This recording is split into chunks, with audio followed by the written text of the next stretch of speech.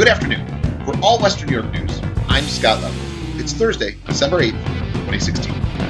A mix of sun and meh today, with a high in the low to mid 30s. Expect some snow overnight with a low around 27, before getting back to the low 30s tomorrow with some more snow showers possible. What's in the news? New York State is seeking a permanent injunction against a Rochester-based home improvement contractor. The petition alleges that George Frisch, president of Dyna Build Construction Group Incorporated, repeatedly and persistently defrauded consumers from the Rochester area by receiving full or partial payments from consumers for work improvement projects, but failed to perform any work, and what work would be performed was done in a, quote, shoddy and unprofessional manner. Consumers who asked for or were promised refunds did not receive them. Instead, the state says that Frisch built himself a $30,000 in-ground swimming pool and took a vacation. U.S. Senator Kirsten Gillibrand is asking the U.S. Department of the Interior to designate the New York State Barge Canal as a National Historic Landmark. In April, Senator Gillibrand first called on the National Park Service to designate the canal as a National Historic Landmark. In her letter to the Interior Department, she asks that the move be expedited as some important anniversaries for the canal system are coming up next year and 2018.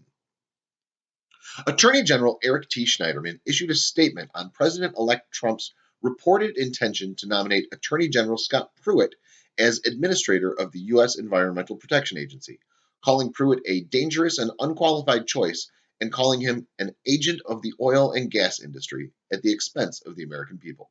Pruitt does not believe in climate change, kind of an odd quality for someone heading the EPA. In preparation for the first real snowfall for the season, the state police and AAA of Central and Western New York encourage motorists to exercise due care over the next few days. There's a whole whack of suggestions posted at allwesternnewyorknews.com, but the summary can be listed as, hey, it's winter in Western New York. Slow down, take extra time, and don't be stupid.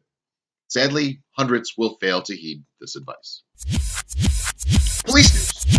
Town of Tonawanda police say missing 17-year-old Samantha Lachot, who was reported missing on Wednesday, has been located.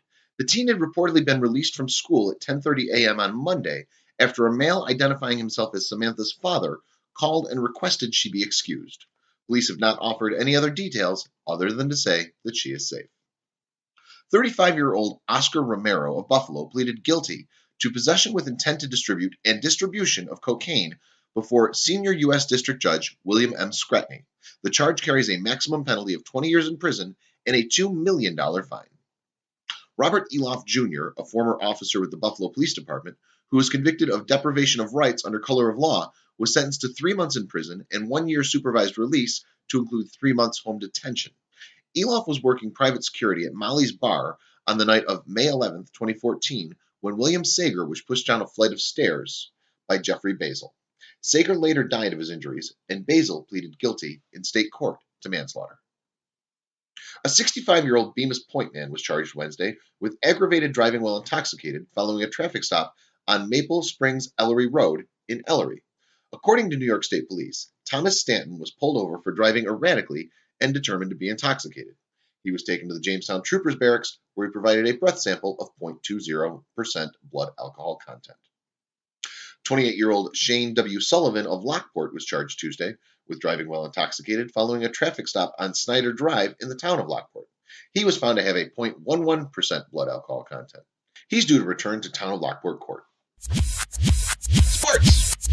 The New York Power Authority fishing facilities, including the fishing pier at the base of the Robert Moses Niagara Hydraulic Power Plant, will close for the season at dusk. The fishing pier near the Upper Mountain Fire Company at Lewiston Reservoir and at the water intakes along the Upper Niagara River will also close for the season. Bob Confer this morning shared some tidbits on when the skies will be something exceptional to behold in 2017, including eclipses, comets, meteor showers, and the northern lights. Know when and where to see cool stuff overhead at allwesternnewyorknews.com. All Western New York News contributor Craig Bacon, who writes the weekly column Literally the Best Reviews, says he's taking a hiatus from reviewing books until after the holidays. We assume by holidays he just means Christmas and New Year's. After all, January has holidays too. There's Fruitcake Toss Day on January 3rd, Houseplant Appreciation Day January 10th, and let's not forget Measure Your Feet Day on January 23rd. Hurry back, Craig. Your reviews are, after all, literally the best. That's the news for today. For All Western New York News, I'm Scott Leffler. great day. Be in the audience Friday, December 16th at Niagara Falls Rapids Theater to smile and wave at the headstone. The Canadian Rockers will make their way south of the border to play what is sure to be a packed crowd at one of the best places to experience a concert in Western New York. Tickets are just $27.50, available online at rapidstheater.com and at the Rapids Theater box office.